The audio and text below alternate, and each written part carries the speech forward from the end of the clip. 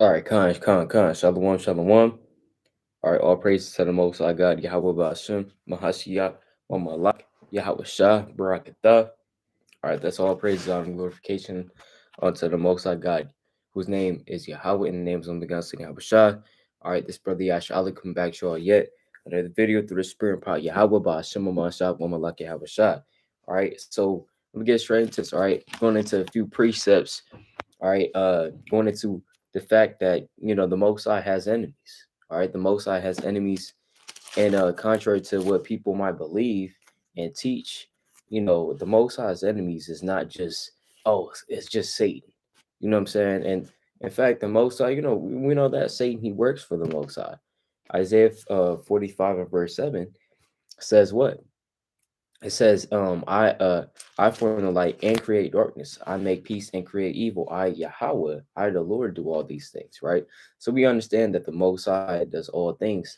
Satan, he works for the Most High. So, the Most High is not really essentially opposed to Satan.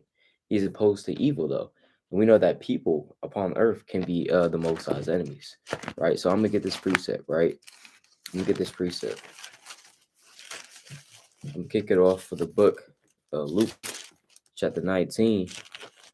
Actually, I'm gonna go to this precept, right? I'm gonna go to this precept. This book of James, chapter 4, and verse number 4. It says, Ye adulterers and adulteresses, know ye not that the friendship of the world is enmity with God? Whosoever therefore will be a friend of the world is the enemy of God. So whosoever is a friend of the world, we know is the enemy of God. Now, when you look up the definition of the word enemy, this is what pops up. All right, when you look up the definition of the word enemy, this is what pops up. So, let me get this real quick.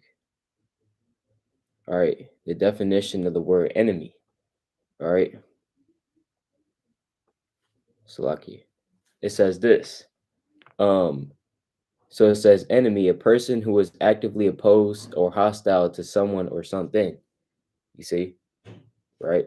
A person who is actively opposed to or hostile to someone or something. So the Most High is actively opposed to evil upon this world. Therefore, he has enemies. All right, the Most High has enemies. Not like they're in comparison to his power. Not like, oh shoot, the Most High he's contending against something he can't. You know what I'm saying? Overcome a certain evil, certain body. Look, the Most High he can overcome anything. All right, and he has enemies, meaning he's actively opposed to eat certain people, certain evil upon the earth. And Khan, Shalom, Shalom, Shalom, all praise to the Most High. All right, so let me get this precept and another one. So if we're friends of the world, people that's friends of the world, they're enemies in the sight of the Most High. All right, I'm gonna get this precept. All right, hey, even the classic. I mean, there's a lot of precepts actually. There's a lot of precepts. If the Most High didn't have enemies, why would this precept be in the Bible? There's a book Isaiah chapter 42 verse 13. The Lord shall go forth as a mighty man. He shall stir up jealousy like a man of war. He shall cry, yea, roar. He shall prevail against what? His enemies. So it says that the Lord is going to prevail against his enemies, showing you that the Most High has enemies. All right. I'm gonna get this precept as well. All right. The Most High has enemies. You even have people that hate the Most High. All right. This is the book of Psalms, chapter 81, and verse 15. All right. Psalms, chapter 81, and verse 15. The haters of the Lord should have submitted themselves unto him. All right. Actually, no, yeah, Khan. It says, actually, I'm skip up. I'm skip up to verse 13. It says, actually, I'm gonna skip up to verse 10, right? It says, I am the Lord thy God, which brought thee out of the land of Egypt. Open thy mouth wide, and I'll fill it. So it's the Lord speaking to the nation of Israel. But my people would not hearken to my voice, and Israel would none of me. Then Israel is not going to listen to the Most High. He's like, damn, my people's not even listening to me. It says what? So I gave them up onto their own heart's lust, and they walked in their own counsels. Right? So the Most High said he gave Israel up to their own heart's lust. Right? It says what? Oh, that my people had hearkened unto me, and Israel had walked in my ways. I should soon have subdued their enemies and turned mine hand against their adversaries. Remember, The enemies of Israel are the enemies of the Most High. I'm gonna say that again. The enemies of Israel are the enemies of the Most High God. Right? How is that so? Let's go to the book of Zechariah. First of all, the Most High is our God. The Most High, the God of the Bible, is the God of the Hebrews. Right? Meaning what? When a certain entity is a nation's God, like Yahweh is the God over the Israelites, all right? You had these other gods over these other nations, but the Most High is a God over the Israelites. So whoever wars against Israel, the Most High is an enemy to that nation. All right. Let me get this precept in the book of Zechariah, chapter 2, and verse number 8. It says, "For thus saith the Lord." Right? Salaki, thus saith the Lord of hosts, after the glory that Salaki hath he sent me unto the nations which spoiled you, for he that toucheth you toucheth the apple of his eye. Meaning whoever touches Israel, right, wars against Israel, touches Israel, puts them in slavery, puts them in captivity, treats them with harm. Whoever does that, whatever nation does that, guess what? It's like if you touch Israel, you're like touching the Most High's eye. So Esau, they have touched Israel. They have defamed Israel. They have persecuted Israel. They have put in chains the Israelites. So by them doing that, it's like them touching the apple of the Most High's eye. So it's like if you fight against the Israelites, it's like you fighting against the Most High, right? So therefore, that's how whoever nation, right, whatever nation that Israel or is opposed to Israel is really opposed to the Most High. All right. Therefore, being his enemy. All right. Um, I'm gonna get this precept as well on that. I was thinking about it. Yeah, Zechariah chapter 14. All right, Zechariah chapter 14.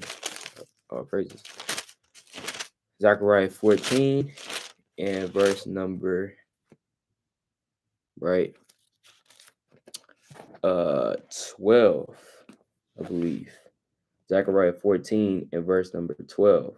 It says, and this shall be the plague wherewith the Lord will smite all the people that have fought against Jerusalem. So the Lord's going to smite all the people that fought against Jerusalem. Why? Because the Most High considers them his enemies.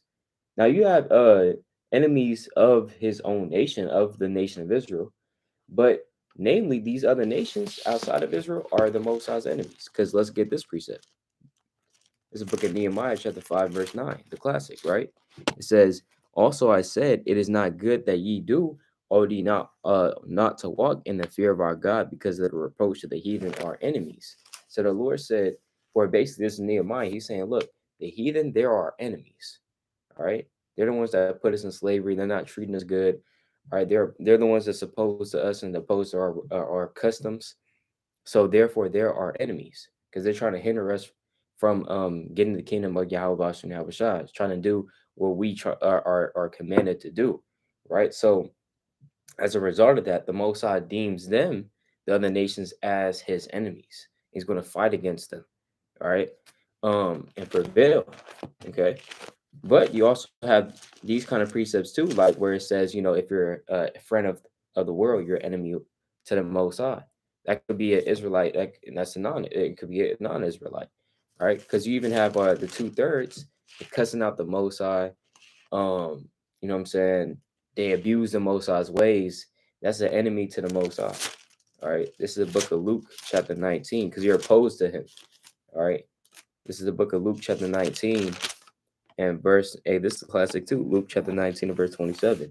But those of mine enemies, which would not that I should reign over them, bring hither and slay them before me. So the Lord said, those mine enemies, which would not that I should reign over them. Some people don't want Yahweh Shah to reign over them.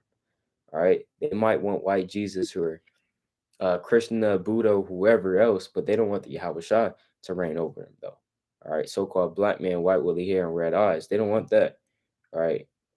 They want something else. And the Lord said, those mine enemies, meaning they are my enemies, which would not that I should reign over them, meaning they don't want me to reign over them, bring hither and slay them before me. That's actually what Christ said.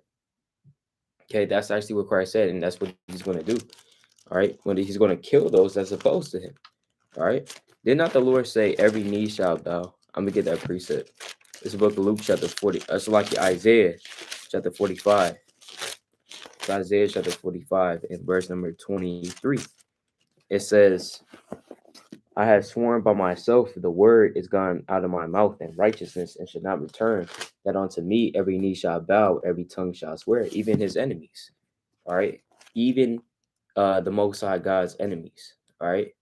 Is going to bow down to him. I'm gonna get this precept on that too, real quick, because the last enemy to be destroyed is death, and that's even the Most High's enemy too. Because I'm gonna get this precept before I get that. This is the Book of Wisdom of Solomon. All right, Wisdom of Solomon, chapter 1, and verse number 12. It says, "Seek not error, so like you seek not death in the air of your life, and pull not upon yourselves destruction with the works of your hands." Meaning, don't kill yourself. That's basically essentially what it's saying. Don't kill yourself. Don't seek death in the area of your life. Maybe you messed up in something.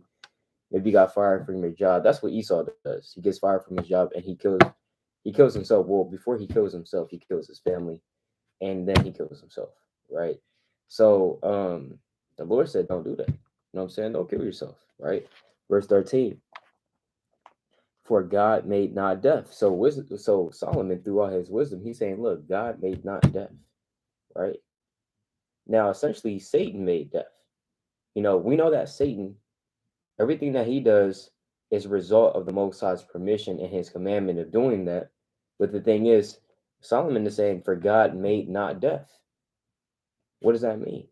Meaning what? It wasn't in the initial plan per se, right? That death should enter into the world, but death entered into the world through sin. Now, it was a part of the Most High's plan, of course.